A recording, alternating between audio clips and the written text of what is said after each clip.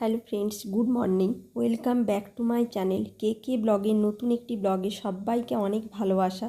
আশা করি সবাই অনেক ভালো আছো আর আমিও ভালো আছি। তো আজ শনিবার, দেখো সকাল থেকে উঠেই বৃষ্টি হচ্ছে আর আমি এদিকে একটু হরলিক্স গুলে নিচ্ছি। দুধ বেশি ছিল না, ওর জন্য এইটুকুই ছিল, 1 কাপ মতো। তো এটাই ভাবছি একটু হরলিক্স করে খেয়ে নেব।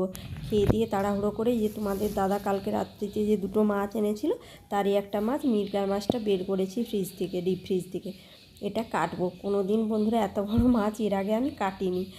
বাবার বাড়িতেই বড় বড় মাছ পুকুরে ধরা হতো, তো তখন হচ্ছে বাবাই কাটতো মাছটা, আমি কোনো দিন কাটিনি। তো আজকে এই যে মাছ কেটেছি। আর বন্ধুরা এখানে ঘটে গেছে এক ঘটনা। মাছ কেটে রেখে দিয়ে বাইরে গেছি একটু জামা কাপড় মেলার জন্য, তো এসে দেখি না 1 পিস মাছ বেড়ালে নিয়ে চলে গেছে।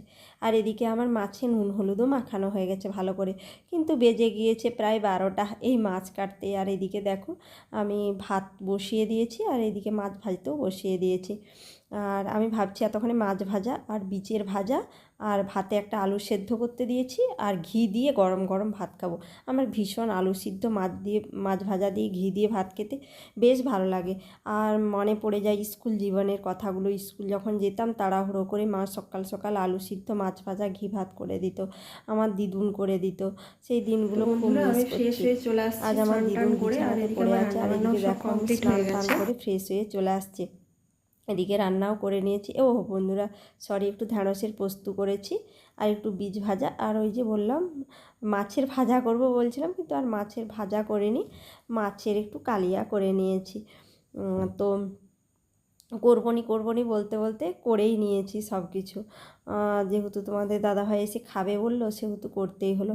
আর এইদিকে তোমাদের দাদাভাই দেখো কতগুলো কলা নিয়ে এসছে, মানে কোন ফ্রেন্ডস দিয়েছে তাদের গাছের কলা। খুব সুন্দর কলা, খুব টেস্ট ছিল কলাগুলো, কিন্তু একসঙ্গে পেকে যেতে কিছু কলা পচে গিয়েছে, 2-5টা কলা। আর খেতেও ভীষণ মিষ্টি ছিল। কোন বন্ধু ওকে দিয়েছে। আর এদিকে দেখো কিছু আর 4টে আম এনেছিল, একটা খেয়েছি আর 3টে আম আছে এখানে। তো চলো একটু খাওয়া দাওয়া করে রেস্ট নিই। তো বন্ধুরা খাওয়া দাওয়া করে রেস্ট নিয়ে বিকেলে চলে আসছি। আর ব্লগ শ্যুট করার কোনো এনার্জি ছিল না।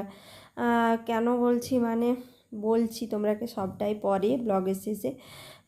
এই চাউমিন করছি, করার পরে দেখাচ্ছি। চাউমিনের আর রেসিপি শেয়ার করে নিই অন্য কোনো দিন, দেখবো। আমি এমনি ডিম পেঁয়াজ কাঁচা লঙ্কা দিয়ে করেছি, কোনো সয়া সস টস দেইনি, যদিও বা ফ্রিজে আমার সব আছে, তবে দেইনি। আর এদিকে দেখো আমি চাউমিনটা বেড়েও নিয়েছি আর একটু সস নিয়েছি। আমার সস দিয়ে চাউমিন খেতে অতটাও ভালো লাগে না, তো একটু নিয়েছি আছে যখন। আর বিকেলবেলায় দুজনে খাওয়া দাওয়া করে একটু বেরিয়ে গেছি দুজনে। যাব একটু রাখিদের বাড়ি। তোমরা তো দেখেইছো যে রাখি, রনি, এদের বাড়ি মাঝে মধ্যেই আমাকে যেতে হয়। বাচ্চাগুলোকে ভীষণভাবে মিস করি, আর ওই জন্যই যাওয়া আর কি। চশমা খুলে না, কেউ দেখবে না। চশমাটা পরা, চশমাটা পরা, কিছু হবে না।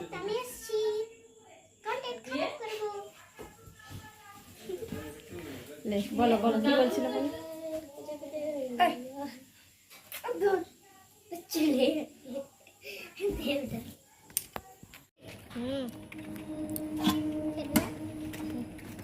পেট ভর্তি করতে দে। কি বলছো, কি বলছো, কি বলছো বলো। ওই দেখ ওকে ব্লগে নিয়ে না, এই যে আমার বন্ধু প্রো, আই এম প্রো। ভাই তুই ইউটিউবে আসবি ছা যাऊंगा। আর এইদিকে দেখো আমি আর দিদি করে চলে আসছি সন্ধ্যের সময় দোকানে, শ্রাবণ মাসে কাঁচের চুড়ি পরতে। কিন্তু দিদি পরলো, আমার আর পরা হয়নি, কেননা আমার কাজের চাপে মানে আমি চুড়ি টুড়ি পরে বেশি কাজকর্ম করতে পারিনি, আর মানে ভেঙে টেঙে যাওয়ার ভয় থাকে, তো ওর জন্য আমি আর পরলাম না, দিদিই পরলো। তো চলো বাড়িতে যেয়ে কথা হচ্ছে আবার। তো বন্ধুরা বাড়িতে চলে আসছি, আর ব্লগগুলো পুরো খাপছাড়া হচ্ছে, কেননা তোমাদের দাদাভাই ছুটিতে ছিল 2-4 দিন, তো এখানে বাড়িতেই ছিল। আর খুব ভীষণ চাপে আছি, কাজকর্ম, ঘর দোরের অবস্থা দেখতে পাচ্ছ, বিছানা টিছানার অবস্থা খুব ভীষণ বাজে হয়ে আছে। তো কালকেও মানে কাজ করতে করতে কি হবে জানে, কালকে ব্লগ যাবে অবশ্যই।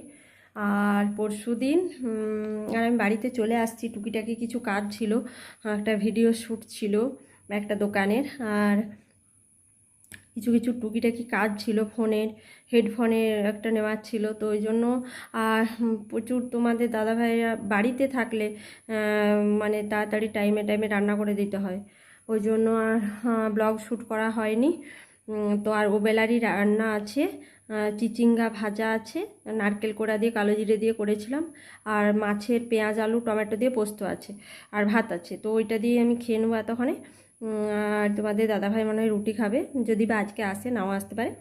তো কালকে ভীষণ চাপে থাকবো, কালকে আর ব্লগ এডিট করে পরশুদিন দিতে পারবো না, আজ একটা ব্লগ এডিট করবো, রাত্রে দিয়ে দিব। তো আজকের ব্লগটা বন্ধুরা এই পর্যন্ত, ভালো লাগলে প্লিজ একটি like comment share and subscribe করে দেবে। দেখা হচ্ছে নেক্সট কোনো ব্লগে, ততক্ষণের মতো সবাই সুস্থ থাকবে, ভালো থাকবে, tata, good night and sweet dream.